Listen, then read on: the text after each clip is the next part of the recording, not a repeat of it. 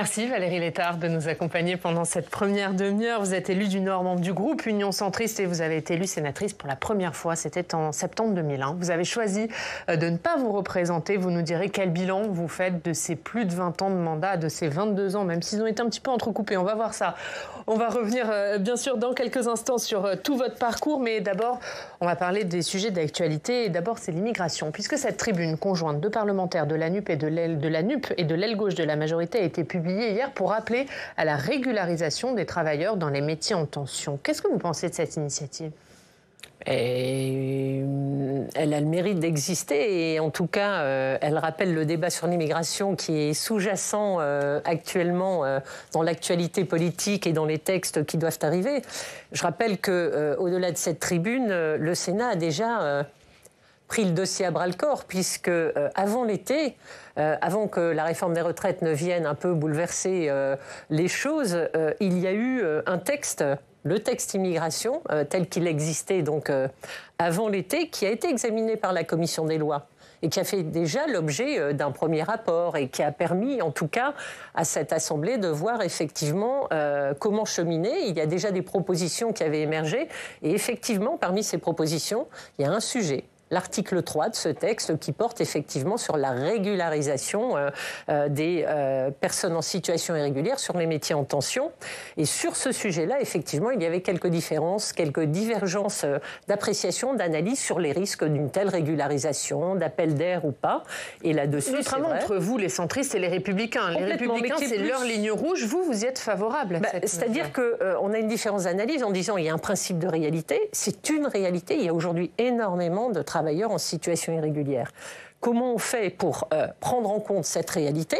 C'est-à-dire, est-ce qu'on est en capacité, est-ce que ces personnes ont vocation à retourner être conduites à la frontière ?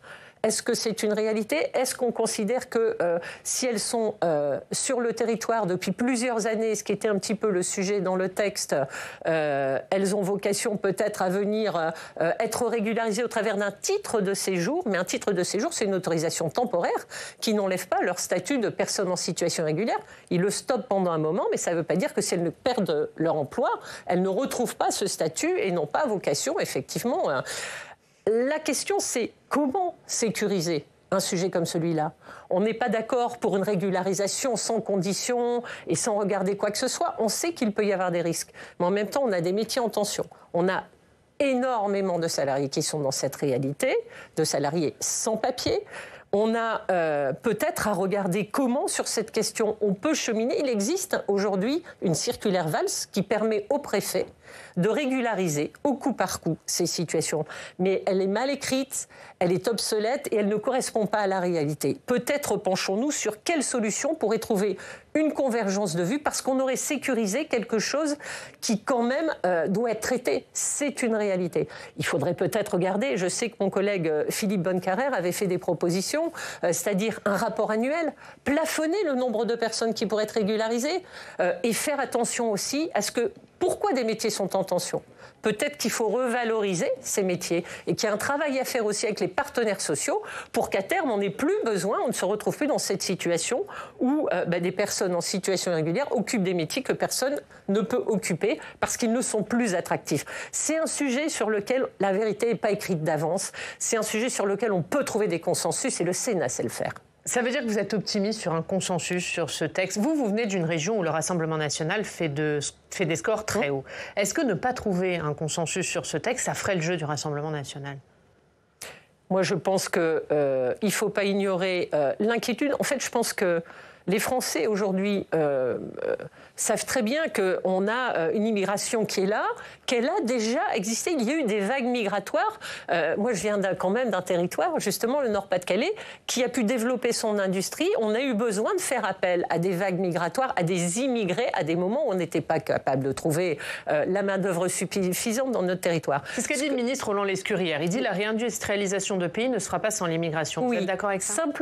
Simplement, les Français, aujourd'hui, ils ont l'impression qu'on l'a subie, cette immigration, qu'on ne la choisit pas. Je pense qu'on doit être capable de mettre un cadre et de savoir maîtriser notre politique migratoire, qu'il faut constater quand il y a des réalités comme ça, mais on ne peut pas faire n'importe quoi. Il faut que le cadre soit clair, net et précis, et qu'on sache expliquer aux Français que si on fait ça, c'est pas ouvrir la boîte de Pandore. Là, moi, je dis pas il faut faire ou il faut pas faire, je dis juste il y a un principe de réalité. Moi, je n'y suis pas défavorable du tout parce que c'est une réalité, mais on ne peut pas être irresponsable. Sinon, là, on fait le jeu du Front National. Mais on a le devoir de travailler sur une solution qui soit solide, sérieuse, qui ne soit pas irresponsable. Il y a une réalité. Attention à ce qu'on fait, on doit encadrer les choses. Ce sujet de l'immigration, ça fait partie des sujets qui ont été abordés entre Emmanuel Macron et les chefs de parti dans ce qu'on a appelé les rencontres de Saint-Denis. Emmanuel Macron avait demandé au parti de lui répondre avant dimanche soir. Vous êtes membre de la direction de l'UDI. Pourquoi l'UDI n'a toujours pas répondu ? D'abord parce que l'UDI a toujours travaillé en consultant énormément les acteurs de la société civile, les corps intermédiaires, le monde du logement sur les questions du logement qui sont majeures. Le délai était trop court, le délai demandé par Emmanuel Macron. On prend notre temps. On ne peut pas répondre, voilà, on a une commande, on a 15 jours pour rendre une copie. Oui, sauf que sur des sujets comme la décentralisation, non seulement on va consulter les corps intermédiaires et tous les acteurs de la société civile, mais on a aussi ici un travail qui se mène, par exemple, avec nos collègues sur les questions de décentralisation ici au Sénat. Regardons un petit peu comment nous cheminons aussi sur ces questions. Le président de la République nous questionne sur ces sujets. Nous, on a des idées très claires et on commence à travailler à des propositions. Essayons de coordonner aussi la façon dont nous voyons les choses. Mais en tout cas, je peux vous dire que sur la décentralisation, rendre de l'autonomie aux collectivités, ça passe aussi par peut-être rendre une fiscalité et des moyens propres aux collectivités. La loi de décentralisation, qu'est-ce que c'est ? Un État qui contrôle l'application et la légalité de ce que font les collectivités, et des collectivités qui sont des partenaires de l'État, pas des agents de l'État. C'est permettre à des collectivités d'être au plus proche de la réalité de ses concitoyens sur des sujets qui font la vie quotidienne des gens. Aujourd'hui, rendons ces lettres de noblesse à la décentralisation, que l'État fasse confiance aux collectivités, plutôt que de leur expliquer et de les prendre pour des gens pas capables de tenir une ligne et d'être responsables. Une collectivité, elle rend un budget à l'équilibre. Une collectivité, elle doit avoir les moyens d'être au rendez-vous de ses concitoyens. Rien que ce sujet-là, pour le Sénat, il est majeur et il a un impact immédiat sur la population. Le logement demain, il faut qu'on soit capable de le prendre à bras-le-corps. Il faudra lui donner des moyens. On parle de donner le logement aux collectivités en compétences. Avec quels moyens ? Avec quel levier ? Avec quelle dynamique ? Oui, à condition que le jeu ne soit pas un jeu de dupes. Valérie Létard, on l'a dit, dans les prochains jours, vous allez quitter le Sénat après 22 ans de mandat et beaucoup de combats portés pour votre territoire, pour les territoires et les élus, pour la réindustrialisation, le logement, le social, mais aussi pour les femmes. On va revenir avec Audrey Vuettaz qui s'est plongée dans les archives de votre mandat.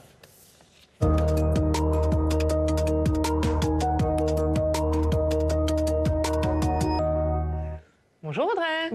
Bonjour Valérie Létard. Bonjour. Et Audrey, vous êtes plongée dans les années Sénat de Valérie Létard, mais pas que. Parce que Valérie Létard est montée de nombreuses fois au plateau, on va en parler en tant que vice-présidente du Sénat, mais vous l'avez retrouvée qui monte sur les planches. Et oui, vous vous rappelez de quoi je vais parler. Nous sommes en 2008, vous êtes secrétaire d'État aux solidarités dans le gouvernement de François Fillon. Valérie Létard, un intermède dans votre mandat de sénatrice, et ce soir-là, vêtue d'une veste rouge, armée de sang-froid, il faut le dire, vous montez sur scène pour prononcer un texte militant, les monologues du vagin. On regarde.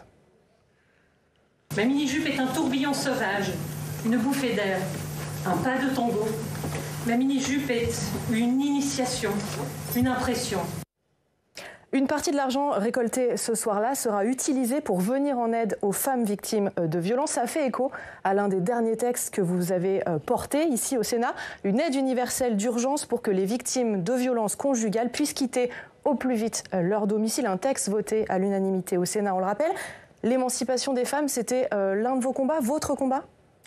Et vous savez, il a pris d'ailleurs le dessus dans ce pays. C'est devenu la grande cause du quinquennat. On sait bien qu'aujourd'hui, la parole s'est libérée et qu'on a pris toute la mesure du chemin qui reste à parcourir pour effectivement accompagner la possibilité pour une femme de reprendre sa vie en main et de ne pas subir effectivement une situation de violence physique ou psychologique, et que, eh bien, il est urgent de continuer à construire une solution. Des pans de solutions existent, tout le monde se mobilise, mais pour accompagner une femme dans ce long parcours, ce long chemin très complexe qui permet de s'extraire d'une situation de violence, c'est encore plus compliqué quand il y a des enfants, eh bien, il y a des maillons qui manquent dans la chaîne. Il y a des moyens qu'il faut continuer à organiser, à imaginer, à inventer. Et au travers de mandats locaux et de liens que j'ai pu garder et entretenir avec des professionnels sur le terrain, du monde associatif, des travailleurs sociaux, on s'est rendu compte qu'il y avait un vrai sujet, c'est que quand une femme, lorsqu'elle est vraiment à un stade avancé, des violences, lorsqu'elle subit des coups, lorsqu'elle est amenée à faire un dépôt de plainte, lorsqu'un signalement est fait au procureur de la République, eh bien, quand vous quittez votre domicile, en général, on essaye de, quand vous n'avez pas de solution familiale, de vous orienter vers un hébergement, un accueil d'urgence. Et il peut se dérouler 1 mois, 2 mois, 3 mois avant que vous puissiez rebondir et trouver des ressources. Quand vous partez d'une minute à l'autre, sans argent, sans papier, sans moyens, avec vos enfants à la main, et que vous devez attendre 1 mois à 3 mois et qu'on vous accompagne dans une structure d'accueil et d'hébergement, c'est très difficile et beaucoup de femmes renoncent. Beaucoup de femmes capitulent et au bout de 24-48 heures, eh bien, elles rentrent à la maison parce que c'est trop dur. Eh bien, il y a, au travers de cette aide d'urgence, la possibilité, sous 72 heures, de pouvoir aller chercher une aide financière qui est non remboursable lorsque vous êtes en situation de fragilité et qui serait remboursable, mais d'abord par le conjoint violent lorsque celui-ci est solvable. C'est-à-dire c'est pas la victime qui va rembourser ce prêt lorsqu'elle est effectivement, elle a quand elle doit le rembourser. Sachez que normalement cette aide d'urgence, elle n'est pas remboursable parce que lorsque vous êtes dans une situation de précarité, elle sera prise en charge par la caisse d'allocation familiale. Ce que je peux vous dire, c'est qu'elle était attendue, qu'elle a été construite avec les professionnels, mais que maintenant, et je profite d'être ici avec vous, le gouvernement avait demandé 9 mois pour sortir les décrets d'application. La loi, elle a été votée en février dernier. Donc, je profite d'être là et de passer un message au gouvernement, à notre nouvelle ministre en charge du droit des femmes. S'il vous plaît, chaque mois qui passe, c'est un mois où ça ne peut pas s'appliquer tant que les décrets d'application n'ont pas été sortis. Si le gouvernement, alors que nous sommes dans la grande cause du quinquennat, pouvait faire en sorte de créer les conditions et donner les moyens à la CAF pour qu'elle puisse bien mettre en œuvre cette aide universelle, c'est le moment. Normalement, en octobre, il faudrait pouvoir le faire. Je sais que ce n'est pas facile, mais il faut qu'avant la fin de l'année, on ait pu concrétiser cette solution qui est fortement attendue sur le terrain. Alors, une aide universelle inspirée par le terrain, vous l'avez dit, en circonscription dans le Nord, votre territoire. C'est d'ailleurs là que tout commence pour vous. Vous êtes assistante sociale à Valenciennes et vous faites une rencontre en 95, celle d'un certain Jean-Louis Borloo, qui est maire de la ville. Il vous propose un poste d'adjointe, mais il faut dire que ce n'est pas votre premier contact avec la politique. Votre père, Francis de Courrières, ex-député européen, président du club de football de Valenciennes, est une figure de l'UDF. On vous voit d'ailleurs tous les trois, j'ai retrouvé un extrait où on vous voit en train de couper un ruban. Question, qui vous donne le déclic, l'un ou l'autre, ou peut-être pas aucun des deux? Qui vous donne le déclic d'aller en politique?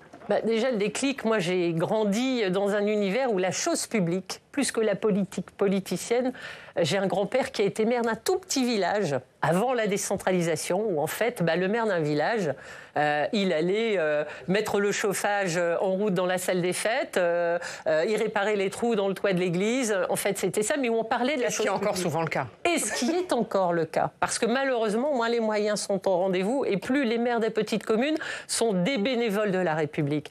Donc, moi, les repas de famille, on parlait toujours de la chose publique, ça m'a toujours passionnée. Et avec, cette vision vraiment... mon père s'est engagé aussi, il a toujours été passionné, il m'a donné... En tout cas, j'ai grandi avec cette appétence. Et puis, en 89, Jean-Louis Borloo est élu à la mairie de Valenciennes. J'étais, déjà une professionnelle de la politique de la ville, dans ses tout débuts, quand elle était créée. Et Jean-Louis Borloo m'a embauchée comme directrice de la politique de la ville en 91 à Valenciennes. Et pendant 7 années, on a commencé à travailler, à imaginer ce qu'allait devenir le grand projet de ville, puis l'ANRU ensuite. Donc j'ai eu une rencontre technique. Et puis l'Agence nationale de rénovation urbaine. Et là, voilà. Et en fait, pratiquer un mandat local et servir quelqu'un comme Jean-Louis, c'est comprendre comment on peut faire la politique autrement, pour les gens, avec force, détermination, conviction et attachement aux concitoyens et aux gens pour lesquels on est là. Et c'était des paris impossibles à relever. Le Valenciennois, c'était 40 000 emplois perdus en 10 ans, usines Nord et les mines fermées. Il a réussi à mobiliser tout le monde, il a travaillé de façon transpartisane, on a essayé de chercher quelles pourraient être les solutions économiques, humaines, pour emmener tout le monde et laisser personne au bord de la route. Et aujourd'hui, on parle beaucoup réindustrialisation dans votre territoire. Est-ce que vous considérez que le pari est gagné ? Mais écoutez, il faut continuer l'effort parce que l'industrie, c'est un éternel recommencement. Là, maintenant, il faut une industrie propre, verte. Et on voit bien qu'aujourd'hui, le Valenciennois s'est réindustrialisé avec Jean-Louis qui avait fait un gros effort, Toyota et d'autres. Mais il faut continuer à aller vers le véhicule propre, etc.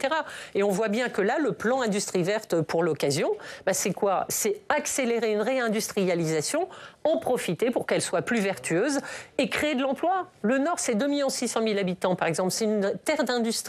S'il n'y a pas d'industrie, comment mobilise-t-on et trouve-t-on des solutions pour la grande partie de nos populations qui sont des populations qui ont une culture de l'industrie ? Alors, très vite, vous intégrez les codes de la Chambre haute. Vous êtes entré au Sénat en 2001, pas 2020. Vous emparez des dossiers techniques, vous contribuez à faire avancer des sujets comme le revenu minimum d'activité ou l'harmonisation des prestations sociales. Et puis, vous soutenez plusieurs textes, même s'ils ne sont pas issus de vos rangs, tant qu'ils vont dans la bonne direction selon vous. J'ai retrouvé un extrait d'interview, c'était autour des années 2000. Il n'y a pas de raison de laisser certaines personnes sur le bord de la route sous prétexte qu'à un moment donné, elles ont rencontré des difficultés. Et qu'on peut très bien avoir une volonté de développement économique, une fibre libérale et une fibre sociale. Et l'un n'est pas antinomique avec l'autre, au contraire, c'est tout à fait complémentaire. Ça n'a pas changé.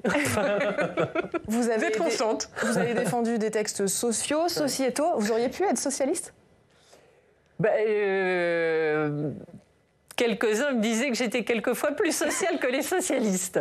Et c'est vrai que j'ai toujours incarné dans la famille d'idées, UDF, UDI, j'ai toujours été celle qui portait les questions les plus sociales et qui a toujours défendu l'idée que... moi, je considère, on est dans un univers, une économie libérale, mais ça ne veut pas dire que ça se fait au détriment des hommes et des femmes et que la solidarité, ce n'est pas l'assistanat. S'occuper de nos aînés, ce n'est pas de l'assistanat. À aider des gens qui ont perdu l'emploi. Moi, je viens d'un territoire où quand on est chômeur, c'est pas parce qu'on n'a pas envie de travailler. Quand il y a 40 000 emplois qui sont perdus, comment on fait pour accompagner les gens le temps de retrouver une solution ?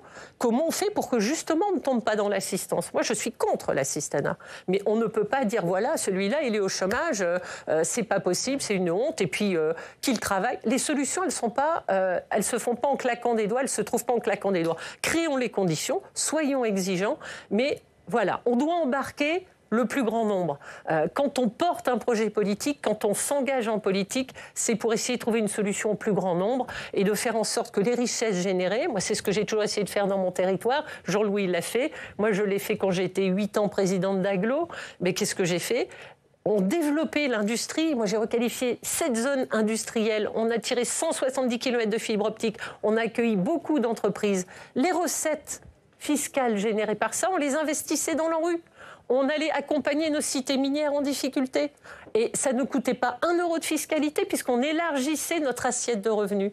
L'économie au service du plus grand nombre. Eh bien, ça fonctionne et ça ne coûte pas forcément si on sait mettre tout ça en cohérence. Un dernier extrait, Audrey. Oui, je ne sais pas si on a le temps pour un dernier extrait. On a le temps rapide. Un dernier extrait, donc quelques secondes au milieu d'une dernière séance. Je vous sens ému, donc là, ça va être encore pire. Vos adieux à vos collègues après plus de 20 ans au Sénat. On regarde. Mes chers collègues, je vous souhaite plein de bonnes choses pour la suite. Et un petit pincement au cœur, mais plein de bonnes choses.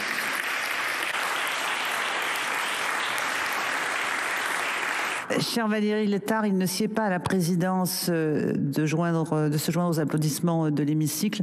Pour autant, je ressens la même chose que ce que les collègues viennent d'exprimer. Et je suis moi aussi très émue de cette dernière intervention. C'est ça le Sénat, des élus qui se... Ce que j'ai changé en aparté tout à l'heure, cette maison, elle est formidable. Où sait-on en même temps défendre des idées chevillées au corps? Laurence Rossignol, Éliane Assassi, Bruno Retailleau, sur tous les bancs, on a des gens empreints de conviction et de valeurs. Mais quand il s'agit de défendre des sujets d'intérêt généraux, d'intérêts nationaux, on sait travailler les violences conjugales. Le ZAN, on en parlera peut-être tout à l'heure. Transpartisan, des textes votés du Parti communiste, Cécile Cukierman qui a défendu le texte. Quand on est sur des sujets qui sont essentiels pour nos collectivités, nos territoires ou nos populations, on sait passer ces barrières, on sait travailler dans l'intérêt général, on sait travailler main dans la main, on sait être au combat quand il le faut. Et il y a un respect mutuel et il y a dans cette maison, une ambiance qui règne et qui donne envie de s'investir, de s'impliquer et qui permet de trouver des solutions. Parce que on arrive à aboutir et à porter des choses qui finissent par l'emporter parce qu'on a été solidaires et qu'on était dans le vrai et qu'on n'a pas lâché et qu'on le fait avec le terrain, qu'on le fait toujours à l'écoute de ce qui se passe dehors. On va continuer à parler de vos combats, Valérie Létard. Merci Audrey, merci beaucoup d'avoir été avec nous. On va en parler en allant chez vous, dans le Nord, à Lille. Retrouvez Pierre-Jérôme Montenot. Bonjour Pierre-Jérôme, merci beaucoup d'être avec nous. Vous êtes rédacteur en chef à WEO, c'est la télévision locale. Et on va parler avec vous dans des combats récents de Valérie Létard. C'est la mise en place du zéro artificialisation net. Oui, alors on parle d'une loi qui doit limiter l'emprise des terres artificialisées, donc bétonnées sur l'industrie ou bien sur le logement pour préserver les terres agricoles et les terres naturelles. Vous voulez assouplir, vous avez combattu pour assouplir cette loi parce que vous trouvez que les maires et les collectivités locales n'ont pas de pouvoir ou pas assez de pouvoir pour décider ce qui doit se construire ou pas. Alors, on a surtout fait cette loi parce que, en fait, cette loi, elle existe depuis août 2021. C'est le ZAN, en fait, ce zéro artificialisation nette. C'est le volet aménagement et urbanisme de la grande loi climat qui a été votée en août 2021. Et qu'est-ce qu'on fait au Sénat? Au Sénat, on fait des missions d'évaluation de la loi. Comment elle se met en application, comment elle atterrit dans les territoires. Et avec mon collègue Jean-Baptiste Blanc et Cécile Cukierman, Jean-Claude Anglard et bien d'autres, on a fait cette mission commune d'information, cette mission d'information et cette commission spéciale. Pourquoi? Parce qu'on s'est rendu compte, après avoir questionné les maires de France et les maires du Nord, qu'il y avait un décalage énorme entre, en tout cas un décalage, quand on projetait le texte de loi, ces décrets d'application qui étaient quand même extrêmement corsetés, la remontée qui nous était faite aussi bien par les experts que par les collectivités, que par l'ensemble des acteurs qui vont être concernés par ce zéro artificialisation net, il y allait avoir un problème de mise en application. C'est un texte qui était très vertical, très arithmétique, et qui corsette complètement la possibilité de nos collectivités de faire un aménagement vertueux, de respecter bien évidemment tous les principes qui disent attention, n'artificialisation pas, ne bétonnons pas parce qu'on imperméabilise nos sols, attention aux inondations, etc. Mais là, on était arrivé dans un texte qui était tellement rigide, tellement corseté avec des objectifs inatteignables que ça risque. Et ça risquait, et ça risque encore, si on ne surveille pas toujours comme les laits sur le feu, sa mise en œuvre, parce qu'on a quelques souplesses qui ont été apportées par notre texte, notre initiative parlementaire, mais ce texte, il va transformer complètement les possibilités des collectivités d'accompagner les transformations de leurs communes. Comment faire du logement avec moins de foncier? Comment accueillir des entreprises avec moins de foncier? Comment mieux construire la ville? Comment économiser ce foncier, mais sans pour autant que ce soit un coup d'arrêt mis au territoire. Voilà ce que c'est que le ZAN. C'est les solutions qu'on a essayé d'apporter. Vous voulez faire sortir, par exemple, les grands chantiers, comme le canal Seine-Nord ou l'arrivée d'une industrie de batterie, si on parle du Nord, de cette comptabilité? Oui, en fait, ce qui se passe, je vais prendre un exemple concret. Dans la décennie précédente, entre 2011 et 2021, dans les Hauts-de-France, 16 000 hectares ont été mobilisés, construits, artificialisés, pour faire des usines, des logements, etc. La loi ZAN, elle dit ce sera 8 000 entre 2021 et 2031. 2 fois moins, c'est énorme. Et on doit enlever de ces 8 000 hectares tous les grands projets industriels qui vont être faits. Le problème, c'est que dans les Hauts-de-France, ça représente énormément d'hectares. Ça veut dire que on les retire de quelque chose qui est très faible pour 6 millions d'habitants. Et derrière, il faut malgré tout construire des logements, des EHPAD, il faut construire des services publics, il faut construire tout ce qui va avec le développement économique. Il faut le faire de façon plus vertueuse, mais il faut quand même qu'il reste aux collectivités rurales comme urbaines, même en travaillant sur une construction plus densifiée, des solutions et des possibilités. On peut réhabiliter nos friches. On a des friches, mais ces friches, il faut des moyens pour les requalifier. Aujourd'hui, les moyens ne sont pas encore au rendez-vous. Il y a encore du travail au Sénat. Dans le prochain budget, il va falloir que le gouvernement donne les moyens de réussir le ZAN. Nous avons défendu un ZAN, mais un ZAN qui s'adapte au territoire, qui prend en compte la réalité de terrain. Pierre-Jérôme, une dernière question sur l'avenir politique de Valérie Létard. Oui. Voilà, vous avez clôturé la séquence du Sénat, on vient de voir votre bilan. Est-ce que vous allez rebondir sur l'Europe avec les prochaines élections européennes ? En tout cas, très sincèrement, je ne sais pas ce que je ferai demain. J'ai un mandat départemental, vous le savez, que j'ai choisi parce que ces questions sociales, vous l'avez compris, elles m'ont toujours passionnée. L'Europe, je commence à me faire testé par les uns et les autres, parce que forcément, maintenant tout le monde a compris que je ne repartais pas au sénatorial. Il y a des gens qui ont envie de vous donner un poste, c'est ce que vous nous dites. En tout cas, on me pose la question assez régulièrement. Et j'avoue que je n'ai aucune idée sur ce que je ferai demain. J'ai envie de m'impliquer, en tout cas dans ce département que j'adore, sur des questions qui me passionnent et où il y a beaucoup de choses à remonter. Je continue à m'engager évidemment en politique, à l'UDI, aux côtés d'Hervé, qui est mon ami, avec qui je partage beaucoup de choses. Je suis présidente du Conseil national. Hervé Marseille, qui est président du groupe centriste. Hervé Marseille, président du groupe centriste. Et président de l'UDI. Tout à fait. Et continue à m'impliquer sur tous ces sujets. Et puis on verra. C'est pas non pour une candidature aux européennes, quand même. Non. Franchement, je ne sais pas ce que je vais faire. On me consulte sur des organismes associés, sur pas mal de choses. Et très sincèrement, j'ai quitté le Sénat, que j'adore, parce que je pense qu'il y a 20 ans que j'y suis. Vous avez compris que j'avais toujours autant de passion et de détermination. On l'a bien vu ça, ce matin. Mais je pense qu'il faut aussi, sur certains sujets sur lesquels je me suis toujours impliquée, j'ai plein de collègues qui sont les mains dans le cambouis, qui sont élus locaux, qui ont une expérience, une expertise remarquable, et j'espère qu'ils pourront justement apporter de nouvelles idées, une façon d'aborder différente, peut-être plus jeune, peut-être plus en phase. Ils ont vécu le Covid, ils ont dû s'y coller, ils ont leur propre expérience. Moi, je voudrais aussi montrer l'exemple, et c'est pas parce que je ne pourrais pas être élu ou ne pas me représenter au sénatorial que je fais le choix de ne pas y aller, c'est parce que je pense que de temps en temps, il faut montrer aussi que tout en continuant à s'engager, on peut passer des témoins et donner la possibilité à des collègues d'apporter aussi de nouvelles idées. C'est possible, et c'est pas parce que je ne pouvais pas y retourner ou être élu, c'est un choix dur parce que j'aime ce que je fais. Mais c'est aussi ça, je trouve, le respect de la fonction politique, c'est de prendre tout ça chevillé au corps. Ça ne veut pas dire ne plus s'impliquer, ça veut dire le faire différemment.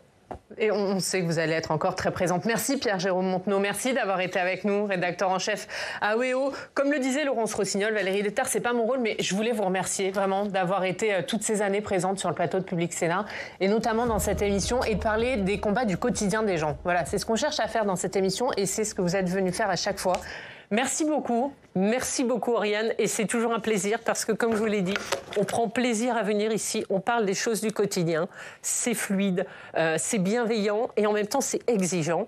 C'est ce que les gens veulent, comprendre et sentir qu'il y a de l'humanité dans ce qu'on fait. Merci infiniment, Valérie Létard, et bonne route, évidemment, pour la suite.